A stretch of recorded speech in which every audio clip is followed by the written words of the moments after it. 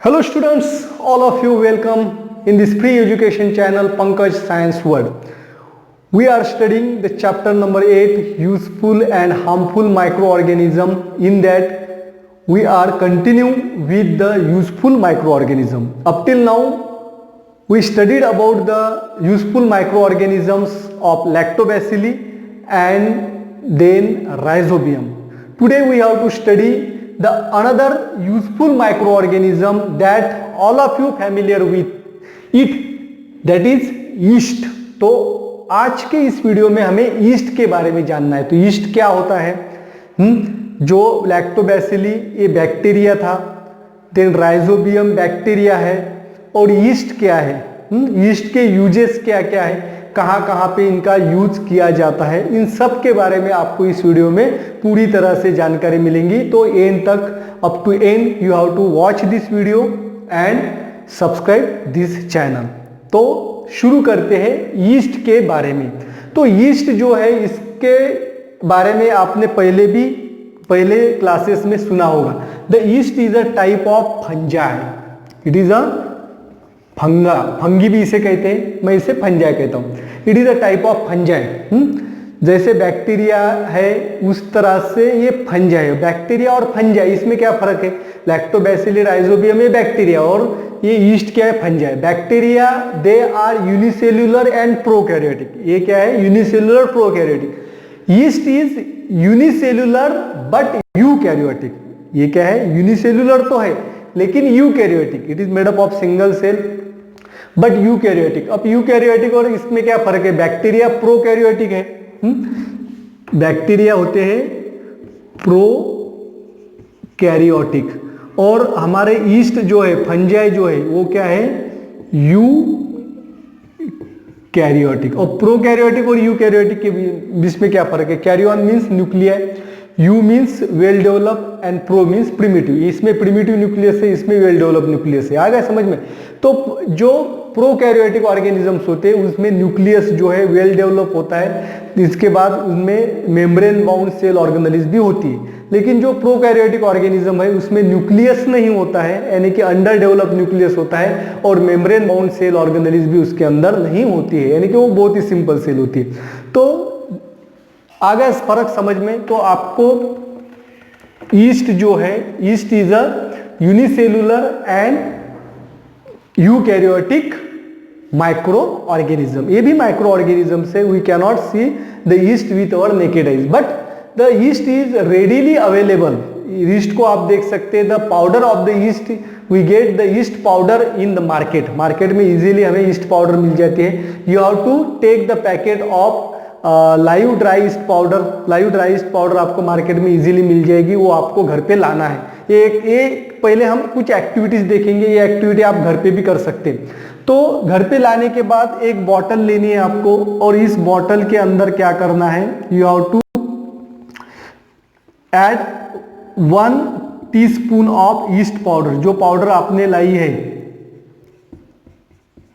उसमें 1 चम्मच powder bottle के अंदर डालनी है. Then we have to add 2 teaspoon of sugar, और 2 चम्मच उसके अंदर क्या डालना है? शुगर डालना है. और then you have to add water in it, lukewarm, थोड़ा सा गर्म पानी जो है उसके अंदर डालना है. उसके बाद क्या करना है? वाटर, उस सॉल्यूशन को थोड़ा मिक्स करना है.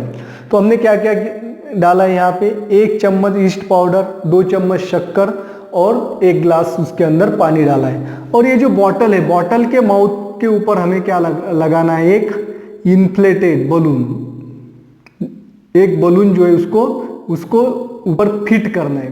पक्के धागे से उसके माउथ के ऊपर फिट करना है. बॉटल का जो माउथ है वो ओपन ही रखना है, और उस पर ये बलून जो है वो फिट करना है. बलून फिट करने के बाद इसे हमें 10 मिनट तक वैसे के वैसे छोड़ देना है. और after the 10 minutes what you observe, 10 minute के बाद आप जब इसे ऑब्जर्व करेंगे तो आपको क्या दिखेगा? This balloon it swell up, and now this balloon is filled with gas. ये फूल गया है. बलून क्या है? 10 मिनट के बाद फूल गया है, यानी कि इसके अंदर क्या है? हवा उसके अंदर है, यानी कि कुछ तो भी गैस उसके अंदर गया हुआ है. तो गैस तो बाहर से नहीं गया, तो गैस कहां से गया? इस बॉटल के अंदर से ही गैस निकल के आई है और इसके अंदर गई है। तो वो गैस कौन सी है, तो गैस की टेस्ट करना है, तो गैस की टेस्ट हम कर सकते हैं यहाँ पे। तो ये जो बलून है, बलून को हमें निकालना है, बलून जिसके अंदर गैस है, बलून को निकालने के बाद we have to add the lime water. उसके अंदर क्या डालना है, हमें लाइम वाटर डालना है। तो लाइम वाटर जो है, लाइम वाटर ये ट्रांसपेरेंट होता है। लाइम वाटर क्या होता है, ट्रांसपेरेंट, पानी के जैसा। If we add this lime water in the balloon, balloon के अंदर जो गैस है उसको हमें टेस्ट करना है, तो उसके अंदर हमने लाइम वाटर डाल दिया, तो जो ट्रांसपेरेंट है, तो this lime water it turns milky. Lime water जो है इसका कलर जो है दूध के जैसा हो जाएगा। पहले तो लाइम वाटर ट्रांसपेरेंट था, लेकिन जब हमने बलून के अंदर डाला तो वो कैसे हो गया है, मिल्की हो गया है, यानी कि ट्रांसपेरेंट जो है वो दूध के जैसे उसका रंग हो गया है। तो यहाँ पे हमें टेस्ट जो है, लाइम वाटर की एक टेस्ट है। Lime water means calcium hydroxide, यानी कि लाइम वाटर। अगर कैल्शियम हाइड्रोक्साइड्स में हम कार्बन डाइऑक्साइड गैस को पास करते हैं तो it forms the calcium carbonate and calcium carbonate is white in colour along with water is form. तो ये रिएक्शन यहाँ पे हुई है। बलून के अंदर जब हमने लाइम वाटर डाला है तो लाइम वाटर ट्रांसपेरेंट था, और इसके अंदर जो गैस है वो कौन सी गैस है, कार्बन डाइऑक्साइड गैस होती है। ये कंफर्म हुआ है क्योंकि लाइम वाटर में अगर कार्बन डाइऑक्साइड गैस को पास करते हैं तो वहां पे कैल्शियम कार्बोनेट तैयार होता है, और कैल्शियम कार्बोनेट ये व्हाइट कलर का होता है, और जिसकी वजह से लाइम वाटर जो है वो मिल्की हुआ है। तो यहाँ पे क्या होता है, क्या रिएक्शन हुई है, ईस्ट और शुगर इसके बीच में कुछ तो भी रिएक्शन हुई है, जिसकी वजह से क्या हुआ है, कार्बन डाइऑक्साइड गैस बाहर निकलती है। तब कौन सी रिएक्शंस यहाँ पे होती है, क्या रिएक्शंस यहाँ पे होती है, अब हमें इसे देखना है। अब देखो बच्चों, जो हमने शुगर डाली है तो शुगर कंटेन्स कार्बोहाइड्रेट। शुगर के अंदर क्या होता है, शुगर ये कार्बोहाइड्रेट से, शुगर का फॉर्मूला हमें पता है C12H22OL11 and this is called as sugar, and sugar contains carbohydrate. Sugar को क्या कहते हैं, carbohydrate. And in this carbohydrate the yeast reacts with carbohydrate, and due to this yeast, the yeast is a heterotrophic organism। yeast क्या होता है, heterotrophic organism होता है, वो खुद का फूड खुद नहीं बना सकता। it depends for their food on the carbohydrates। तो yeast जो है उसे कार्बोहाइड्रेट, शुगर जो है वो बहुत पसंद है। शुगर अगर उसे मिल जाती है तो वो खाते ही रहता है। जब yeast इसमें शुगर को खाता है, यानी कि कार्बन कंपाउंड्स उसके अंदर होते, तो शुगर के अंदर जो कार्बन कंपाउंड्स है वो कार्बन कंपाउंड्स yeast को बहुत अच्छे लगते, तो उस कार्बन कंपाउंड को वो खाता है, और कार्बन कंपाउंड को खाने के बाद it converts this carbon compound into the alcohol. इसका कन्वर्शन किस में करता है, वो अल्कोहल में करता है, और इसके बाद कार्बन डाइऑक्साइड गैस भी तैयार होती है और उसके साथ वाटर भी तैयार होती है। तो ये रिएक्शन बच्चों यहाँ पे होती है। तो yeast when feed on the carbon compound it get converts this carbon compound into the alcohol and carbon dioxide gas, और यही कार्बन डाइऑक्साइड गैस जो है वो बलून के अंदर भर गई थी। तो ईस्ट जो है इसको हम लेबोरेटरी के अंदर भी इसकी टेस्ट ले सकते हैं। तो ईस्ट दिखता कैसे है, ईस्ट कैसे दिखता है, ईस्ट इज अ माइक्रोस्कोपिक। जो बॉटल के अंदर जो अभी सॉल्यूशन तैयार हो, उस सॉल्यूशन के एक ड्रॉप जो है आपको ग्लास स्लाइड के ऊपर डालना है, और उसके ऊपर हमें कवर स्लिप रख देना है, और then you have to observe it under the microscope. जब आप माइक्रोस्कोप के अंदर इसे ऑब्जर्व करेंगे तो आपको इस तरह की जो स्ट्रक्चर जो है यहाँ पे ईस्ट का आपको दिखाई देगा, इस तरह से आपको स्ट्रक्चर दिखाई देगा।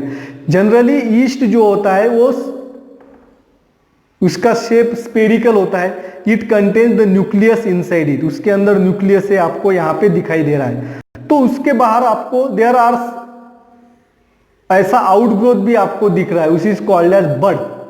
बड के अंदर न्यूक्लियस और ये सब स्ट्रक्चर यहाँ पे आ जाता है। तो yeast is a unicellular and it is spherical in shape, but when it gets the food material, जब उसे फूड मटेरियल मिलता है कार्बन कंपाउंड्स के फॉर्म में, then it grows very rapidly. उसकी जो ग्रोथ होती है वो बहुत रैपिडली होती है, एक सेल से दूसरी सेल, दूसरी सेल से तीसरी सेल, वो फौरन उसकी संख्या जो है वो कार्बन कंपाउंड में बढ़ती ही रहती है। जैसे जैसे संख्या बढ़ेगी वैसे वैसे और वो कार्बन कंपाउंड खाते जाएंगे, और संख्या बढ़ेंगे और कार्बन कंपाउंड खाते जाएंगे, और उसका ट्रांसफॉर्मेशन अल्कोहल और कार्बन डाइऑक्साइड में होते रहेगा। अब ये प्रोसेस इतनी फास्ट होती है तो एक सेल जो है उसका डिवीजन होने के पहले ही उस सेल को एक आउटपुट आ जाती है जिसे हम बर्ड कहते हैं। ये सेल जो है पूरी उसकी डेवलपमेंट हो जाएगी और डेवलपमेंट होने के बाद वहां पे इसको आउटग्रोथ आ जाएगी, उसे क्या कहते हैं, बर्ड कहते हैं। और बर्ड जो है वो साइज, बर्ड की साइज फिर क्या हो जाएगी, ग्रो हो जाएगी, वो बड़ी हो जाएगी, और बड़ी होने के बाद वो पेरेंट सेल से फिर ये बर्ड निकल जाएगी और it develops into the individual east, नया ईस्ट सेल यहाँ पे तैयार होता है। कभी कभी क्या होता है, एक ही सेल के अंदर जो है अगर उसे फूड मटेरियल ज्यादा अवेलेबल है तो पहली सेल है उसको बर्ड आ जाती है, दूसरी बर्ड पूरी डेवलप होने के पहले ही उसे तीसरी बर्ड आ जाती है, तीसरी बर्ड पूरी डेवलप होने के पहले ही उसे चौथी बर्ड भी आ जाती है, जब फूड मटेरियल उसे प्लेंटी ऑफ अमाउंट में अवेलेबल है, कार्बन कंपाउंड ज्यादा अवेलेबल है।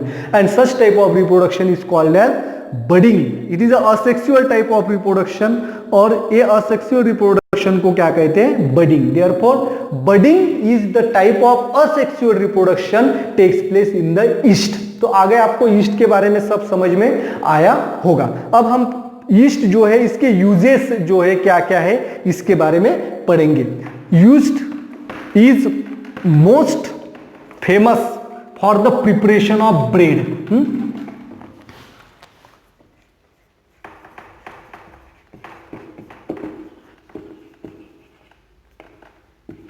प्रिपरेशन ऑफ ब्रेड, पाव जो जिसे हम कहते हैं उसे बनाने के लिए ईस्ट का इस्तेमाल किया जाता है। तो पाव जो है वो आटे से बनाया जाता है, तो जो आटा पाव बनाने के लिए इस्तेमाल करते हैं उस आटे के अंदर ईस्ट जो है वो पाउडर फॉर्म में मिक्स करते हैं, और मिक्स करने के बाद उस आटे को भूनते हैं, और भूनने के बाद आटे को वैसे ही रखते हैं, और उसे कुछ समय जाने दिया जाता है। कुछ समय जाने के बाद ईस्ट जो है इसका प्रोडक्शन वहां पे तैयार होता है, क्योंकि आटा जो इस्तेमाल कर रहे हैं उसके अंदर कार्बोहाइड्रेट्स है, क्योंकि आटा सीरियल से बनता है और सीरियल्स के अंदर कार्बोहाइड्रेट्स प्रचुर मात्रा में होते हैं, प्लेंटी ऑफ अमाउंट में होते हैं। तो कार्बन कंपाउंड्स की वजह से ईस्ट की संख्या बढ़ती है, और ईस्ट की संख्या बढ़ने की वजह से it produces the alcohol and carbon dioxide gas. Alcohol और कार्बन डाइऑक्साइड गैस उसके अंदर तैयार होती है, और उस जो अल्कोहल होता है, ब्रेड जो है हमने ब्रेड खाई उसको एक अलग तरह का फ्लेवर होता है, तो वो फ्लेवर उस किसका होता है, अल्कोहलिक कंपाउंड जो है उसका उसे फ्लेवर मिलता है। अब जब आटे से ब्रेड बनाते हैं और ब्रेड को जब भूनते हैं, तो ब्रेड को जब भूनते हैं तो आटा जो है फूल जाता है, क्योंकि उसके अंदर क्या है, कार्बन डाइऑक्साइड गैस है,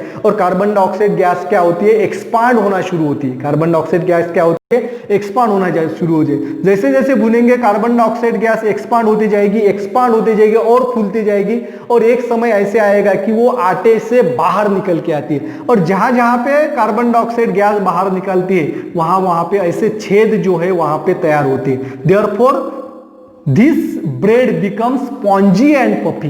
तो ब्रेड क्या होती है, spongy and puffy, and also it is porous. उसे छेद होते हैं यानी कि पोरस होती है, स्पॉन्जी यानी कि नरम हो जाती है, क्योंकि कार्बन डाइऑक्साइड गैस जब उसको भूनते हैं तो कार्बन डाइऑक्साइड फूलती है, तो आटा भी फूलता है, उसके साथ ब्रेड भी फूलती है। आगे समझ में, why the bread are spongy puffy and porous. और ये ब्रेड जो है वो टेस्ट में भी अच्छी लगती है, क्योंकि उसमें ऑर्गेनिक कंपाउंड्स जो है अल्कोहल के तौर पे तैयार होते हैं, जो उससे फ्लेवर भी देती है। आगे समझ में, ईस्ट जो है इसका यूजेस तो क्या है, तो yeast is mostly used in the preparation of alcohol. Alcohol जो है इसको बनाने के लिए ईस्ट का सबसे ज्यादा इस्तेमाल होता है। पहले तो ब्रेड को बनाने के लिए हमने देखा है, और ब्रेड के साथ साथ अल्कोहल बनाने के लिए भी इस्तेमाल किया जाता है। We know that sugar is produce in the sugar factory, along with the sugar the alcohol is also produce in the sugar factory. Sugar के साथ साथ वहां पे शुगर फैक्ट्री के अंदर अल्कोहल भी तैयार किया जाता है। The molasses is produce from the sugar cane juice. Sugar cane juice से मोलेसेस जो है उसे बनाते हैं, और मोलेसेस के अंदर जो है कार्बोहाइड्रेट सबसे ज्यादा होते हैं। इट कंटेन्स मोर और प्लेंटी ऑफ कार्बोहाइड्रेट्स, और इसका क्या करते हैं, फर्मेंटेशन करते हैं, क्योंकि ईस्ट को अगर उसके अंदर डालेंगे तो अल्कोहल और कार्बन डाइऑक्साइड गैस तैयार होती है, और इस प्रोसेस को क्या कहते हैं, फर्मेंटेशन। क्या कहते हैं, फर्मेंटेशन। और फर्मेंटेशन की प्रोसेस की वजह से ये जो मोलेसेस है, मोलेसेस का कन्वर्शन होता है अल्कोहल में, और the alcohol was produce mainly of of ethyl alcohol. कौन सा अल्कोहल तैयार होता है? Ethyl alcohol. तो इथिल अल्कोहल के साथ वहां पे ईस्टर भी तैयार होता है एंड ऑल्सो अदर अल्कोहल्स, ये भी तैयार होते हैं। तो इथिल अल्कोहल ये मेन प्रोडक्ट होता है और ester and other alcohols these are the by products, ये होते हैं बाय प्रोडक्ट और साइड प्रोडक्ट्स। मेन प्रोडक्ट जो है इथिल अल्कोहल होता है। तो इथिल अल्कोहल जो है it is very useful for preparation of wines and other alcohols. Ethyl alcohol is also used as a high quality fuel because it is smokeless. इसमें से smoke जो है वो सबसे कम बाहर निकलता है और स्मोक कम बाहर निकलने की वजह से वो हाई क्वालिटी फ्यूल भी है। जैसे पेट्रोल डीजल है, पेट्रोल डीजल की जगह पे हम इथिल अल्कोहल का फ्यूल के तौर पे इस्तेमाल कर सकते हैं। तो इथिल अल्कोहल जो है इसका इस्तेमाल कहां कहां पे होता है बच्चों? तो इथिल अल्कोहल जो है it is used in the preparation of spirit. Ethyl alcohol इसका फॉर्मूला है C2H5OH, ये इसका केमिकल फार्मूला है इथिल अल्कोहल। तो इथिल अल्कोहल से क्या बनाया जाता है? स्पिरिट भी बनाया जाता है, स्पिरिट यानी ethyl alcohol. Then also other alcohols, बाकी अल्कोहल बनाने के लिए भी इसका इस्तेमाल किया जाता है and it is also used as a fuel के तौर पे भी इसका इस्तेमाल किया जाता है। स्पिरिट आपने देखा होगा, spirit also used as a disinfectant के तौर पे भी स्पिरिट का इस्तेमाल किया जाता है। सैनिटाइजर में भी स्पिरिट होता है। आगे समझ में? जब हम इंजेक्शन लेते हैं तो इंजेक्शन लेने के पहले जो दवाई लगाई जाती है वो भी क्या होती है? स्पिरिट होती है। लैम्प के अंदर भी स्पिरिट का इस्तेमाल किया जाता है एंड इट इज कम्बस्टिबल, ये जलने वाला है और एक फ्यूल है, क्लीन फ्यूल है। क्या फ्यूल है? क्लीन फ्यूल है। Besides the molasses and sugar से तो अल्कोहल तैयार किया ही जाता है और इसमें जो यीस्ट इस्तेमाल किया जाता है, दो यीस्ट है सैकेरोमाइसिस। उस यीस्ट का नाम क्या है? Saccharomyces.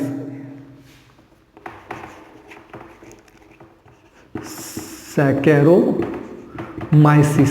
There are near about 1500 species of yeast. Yeast की अलग अलग प्रजाति होती है, उसमें 1500 ईस्ट की स्पीसीज है, उसमें से सैकेरोमाइसिस एक है। तो सैकेरोमाइसिस का फर्मेंटेशन करने के लिए इस्तेमाल किया जाता है। It is also used for the fermentation of grapes.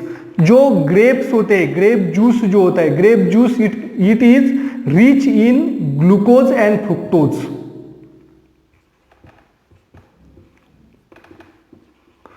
Glucose और फ्रुक्टोज ये भी कार्बोहाइड्रेट्स है।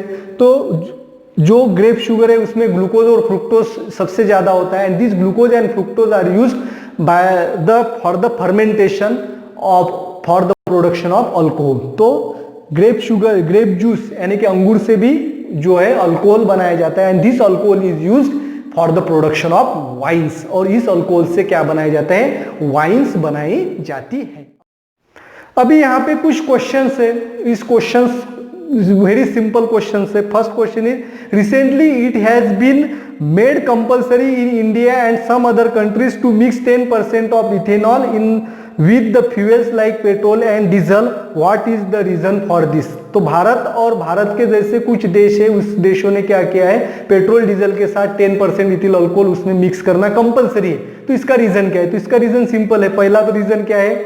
जो ethanol is a smokeless and high quality fuel. ये तो स्मोकलेस है, इसमें से धुआं ज्यादा बाहर नहीं निकलता है, यानी कि ये पोल्यूशन नहीं करता है और फ्यूल की क्वालिटी भी अच्छी है। 100% इथिल अल्कोहल पे व्हीकल हम नहीं चला सकते, लेकिन 10% इथिल अल्कोहल पेट्रोल और डीजल के साथ हम मिक्स कर सकते।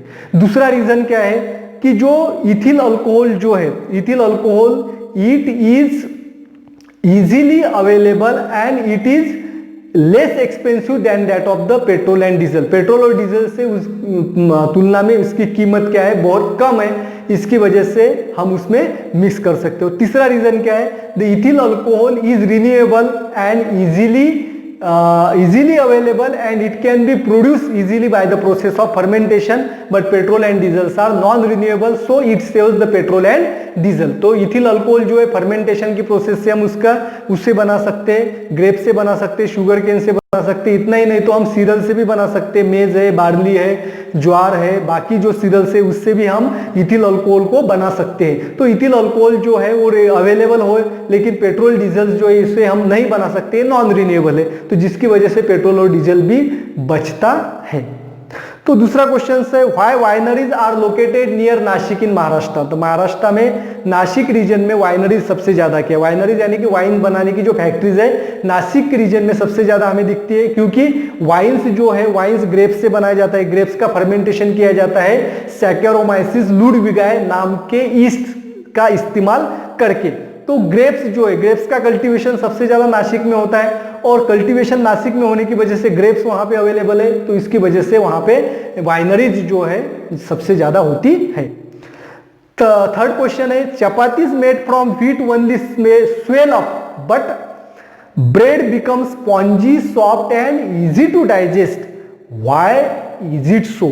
जो चपाती हम हमारे गेहूं के आटे से बनाते हैं तो वो सिर्फ फूलती है, लेकिन ब्रेड उसी आटे से अगर हम बनाते हैं तो वो स्पॉन्जी भी होती है, यानी कि ज्यादा फूलती भी है, सॉफ्ट भी होती है यानी कि नरम भी होती है, पफी भी होती है। तो ऐसा क्यों?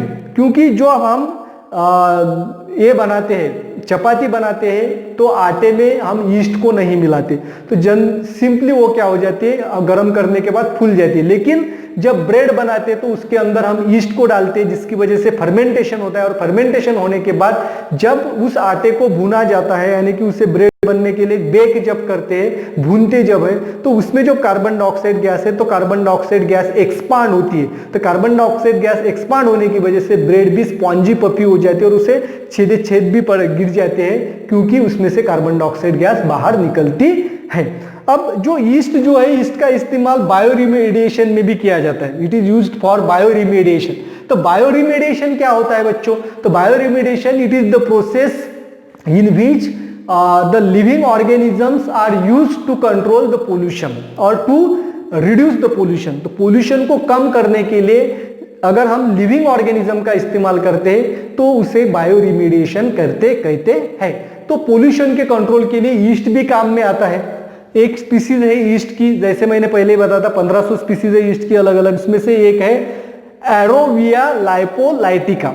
एरोविया lipolytica it is use to absorb the toxins from the palm oil. जब पाम ऑयल का प्रोडक्शन तैयार होता है तो उसमें से टॉक्सिन बाहर निकलते हैं, कुछ जहरीले गैसेस भी बाहर निकलते हैं, उसको एब्सॉर्ब करने का काम ये एरोविया लाइपोलाइटिका करता है। And this Yarrowia lipolytica also absorb the heavy metals and minerals which are released from the factories from the production। Factories में प्रोडक्शन करने के समय हेवी मेटल्स और मिनरल्स बाहर निकलते हैं, जो बहुत छोटे छोटे कण होते हैं, हवा में मिक्स अगर हो जाते हैं, पानी के अंदर मिक्स हो जाएंगे, अगर हमारे बॉडी के अंदर जाते हैं तो इस हेवी मेटल से हमें कैंसर भी हो सकता है, तो उसको एब्सॉर्ब करने का काम ये स्पीसीज करती है। दूसरी स्पीसीज है ईस्ट की सैकेरोमाइसिस सर्विसी।